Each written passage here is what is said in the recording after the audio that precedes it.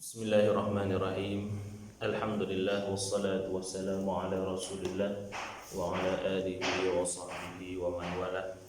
Insyaallah pada hari ini kita akan sambung syarahan tentang pengembaraan dan penghijrahan dalam Islam. Baik, pada pertemuan yang sebelum ini kita dah sebutkan tentang penghijrahan Nabi sallallahu alaihi wasallam bersama dengan para sahabat daripada Mekah ke Madinah. Baik, secara umumnya sebelum Nabi berhijrah ke Madinah telah berlaku satu penghijrahan yang lebih awal, iaitu penghijrahan para sahabat ke Habasyah, penghijrahan para sahabat ke Habasyah. Pada waktu itu juga ke Habasyah ini melibatkan jumlah yang sedikit, tidak semua sahabat menyertai hijrah ke Habasyah ini. Ada pendapat jumlahnya sangat sedikitlah. Jadi disebabkan itu hijrah ini ataupun kita katakan satu pengembaraan dan penghijrahan ini bukan bermaksud melarikan diri, tidak, akan tetapi kita melihat ibrah penghijrahan ini ataupun pengembaraan ini adalah supaya dapat menenangkan keadaan ataupun penindasan yang berlaku, dan mereka akan kembali semula ke Mekah bila tiba masanya. Baik, jadi insya-Allah itu adalah kisah yang mana berlaku di Madinah ketika mana Nabi SAW sampai ke Madinah. Maka masyarakat Madinah pada ketika itu melaungkan qasidah, melaungkan qasidah yang masyhur yang berbunyi tala'al badru alaina, tala'al badru alaina min thaniyatil wada' dan seterusnya. Baik, kemudian pada bab yang seterusnya kita akan melihat pula pengembaraan ataupun perjalanan sebahagian daripada ulama salafus salih, pengembaraan sebahagian daripada ulama salafus salih seperti al-Imam Asy-Syafi'i rahimahullahu taala. Begitu juga seperti al-Imam Al-Bukhari rahimahullahu taala, al-Imam Al-Ghazali, dan juga mungkin sedikit daripada Ibnu Battutah. Baik, suka saya highlightkan pada hari ini berkaitan dengan Al-Imam Asy-Syafi'i. Baik, Al-Imam Asy-Syafi'i, baik, beliau merupakan seorang lelaki yang berketurunan Quraisy, seorang lelaki yang berketurunan Quraisy, berbangsa Arab. Akan tetapi beliau ini lahir di Gaza, Palestin. Lahir di Gaza, Palestin, satu nama tempat yang kita panggil Gaza. Gaza sekarang ini ataupun nama Arabnya adalah Gaza, Gaza. Maka Gaza ini adalah satu tempat yang berkat, lahirnya seorang sang imam mazhab yang terkenal di Nusantara, dan dipanggil mazhabnya ataupun digelar dengan sebagai mazhab Syafi'i.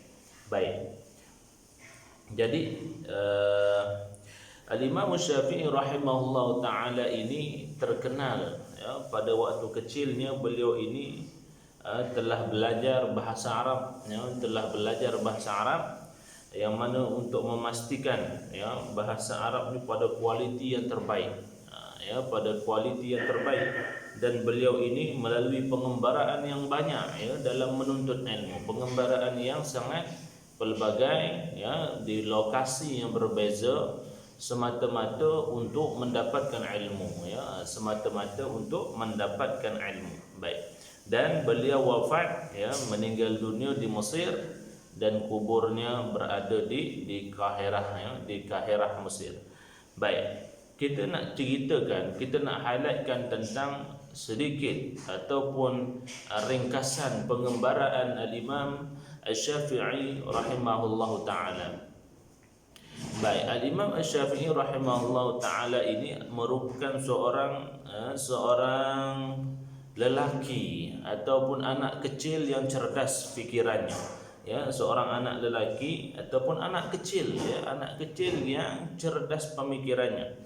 Maka disebutkan bahawa beliau ini, ya, pada permulaan perjalanan ilmunya beliau telah pergi ke Madinah, ya, beliau telah pergi ke Madinah. Dia lahir di Palestin dan beliau pada waktu itu berpindah ke Mekah.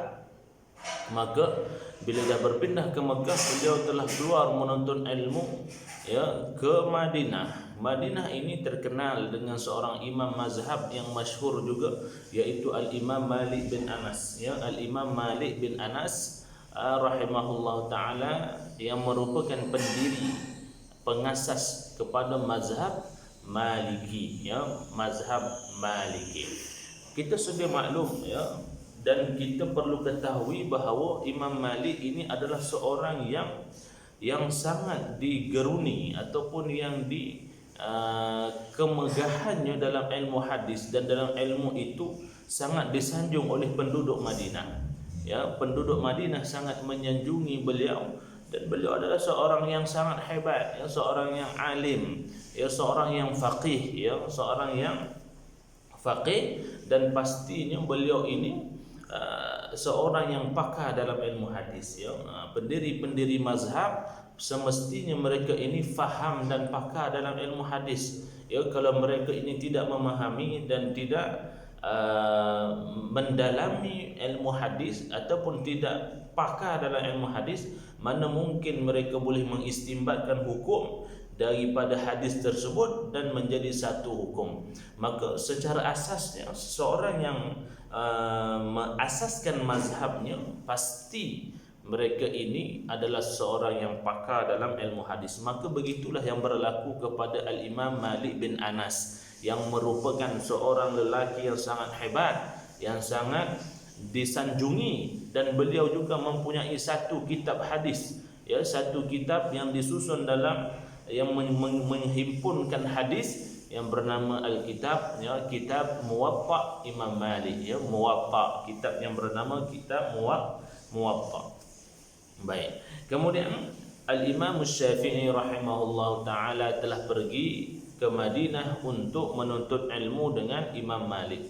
Maka nak dikisahkan, nak disebutkan tentang perjalanan ataupun setelah ketibaan Al-Imam Syafi'i rahimahullahu taala ke Madinah untuk menuntut ilmu dengan Al-Imam Malik bin Anas, maka disebutkan bahawa bila dia sampai ke rumah Imam Malik bin Anas, maka beliau mengetuk pintu rumah Imam Malik bin Anas. Maka yang keluar adalah pembantu rumahnya. Maka apabila pembantu rumahnya keluar, beliau bertanyakan, "Apa yang engkau mahu wahai anak muda, wahai anak kecil?" Maka beliau mengatakan, "Aku ingin mengaji, mempelajari ilmu dengan Imam Malik." Maka beliau masuk seketika dan beliau keluar semula. Maka beliau menyampaikan pesanan Imam Malik. Beliau mengatakan, "Baliklah dahulu dan bacalah buku-buku ini, ya, kitab ini barulah datang semula mengaji." Baik. Jadi kita bayangkan bagaimana satu pengembaraan, satu perjalanan yang telah ditempuhi oleh Al-Imam Syafi'i, yang sangat jauh, ya, yang sangat memberatkan, yang sangat kita katakan memenatkan daripada Mekah ke Madinah. Maka Imam Malik menyuruh Imam Syafi'i pulang, ya, menyuruh Imam Syafi'i pulang.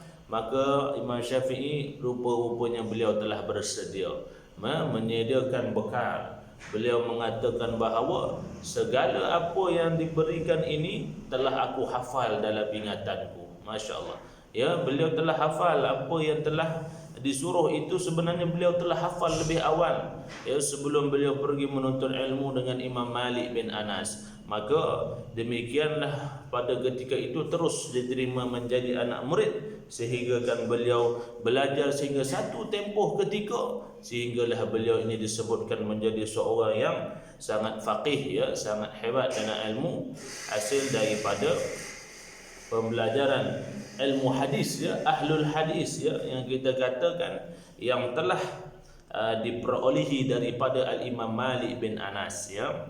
Imam Darul Hijrah, ya, Imam Darul Hijrah. Baik. Kemudian disebutkan bahawa selepas beliau menuntut dengan Al-Imam Malik bin Anas, beliau telah keluar ke Iraq, beliau telah pergi ke Iraq, ke satu daerah di Iraq, yang mana Iraq ini adalah satu tempat yang sangat masyhur dalam pendiri mazhab Imam Hanafi.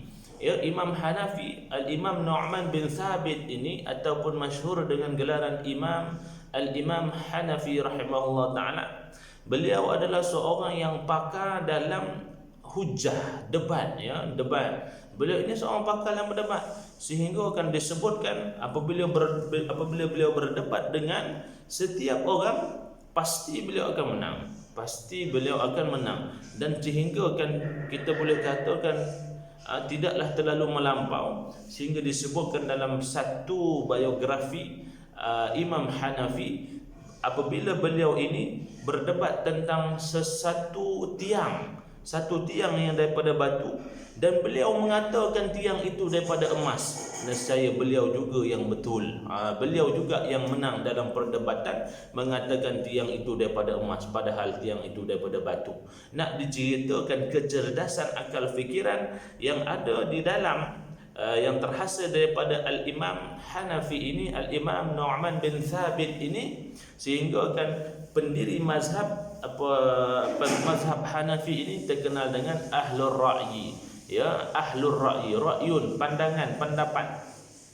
Maka di sini beliau pergi ke Iraq dalam keadaan Imam Hanafi telah meninggal dunia, telah wafat, dan beliau menuntut ilmu dengan anak muridnya Imam Hanafi. Maka hasil daripada dua madrasah ini, madrasatu ahli hadis dan madrasatu ahli ra'yi, yang mana telah beliau dapat, yakni Imam Syafi'i dapat daripada Imam Malik bin Anas dan juga daripada anak murid kepada Al-Imam Hanafi, maka terhasillah satu karya agung daripada Al-Imam Al-Syafi'i, yang mana kita melihat beliaulah satu-satunya imam mazhab yang mengasaskan kaedah atau mengasaskan usul fiqh, mengasaskan usul fiqh, kaedah mengistimbatkan hukum. Ya, kaedah mengistimbatkan hukum ini dipelopori oleh Al-Imam Syafi'i rahimahullah, dan beliau ini pula menggabungkan kaedah usul fiqh ini dengan juga Al-Quran, hadis,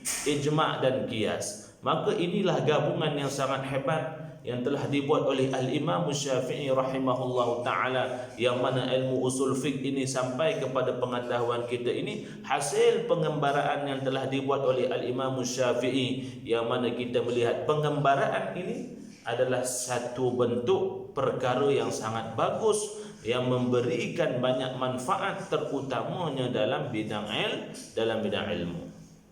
Maka inilah dia biografi ringkas perjalanan ilmu, menuntut ilmu yang telah dilaksanakan oleh Al-Imam Syafi'i rahimahullah ta'ala, yang mana sewajarnya bagi kita untuk mencontohinya. Baik, sedikit pula tentang Al-Imam Al-Bukhari rahimahullah ta'ala, yang merupakan pengasas ataupun apa kita katakan, seorang yang mengumpulkan satu kitab yang kita katakan asahul kutub ba'dal Quran.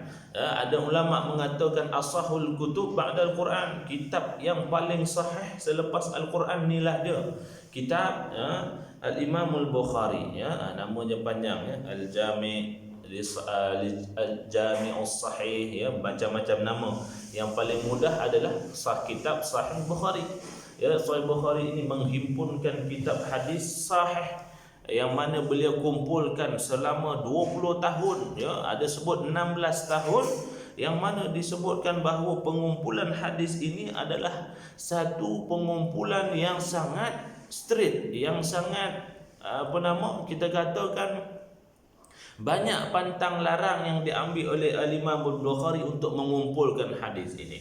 Maka adakah beliau mengumpulkan hadis ini dengan hanya duduk di tempatnya sahaja? Jawapannya tidak. Beliau mengembara, ya, beliau keluar, ya, untuk meriwayatkan hadis. Kerana beliau ini meriwayatkan hadis, beliau kena berjumpa dengan orang yang ada hadis tu, boleh jadi orang itu berada di Madinah, boleh jadi orang itu berada di Iraq, boleh jadi berada di Jordan dan sebagainya.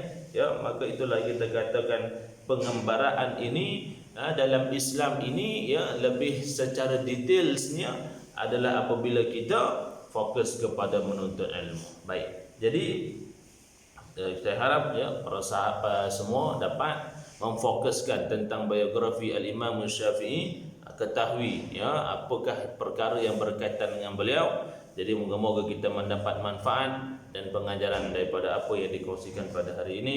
Wabillahi taufiq wal hidayah. Wassalamualaikum warahmatullahi taala wabarakatuh.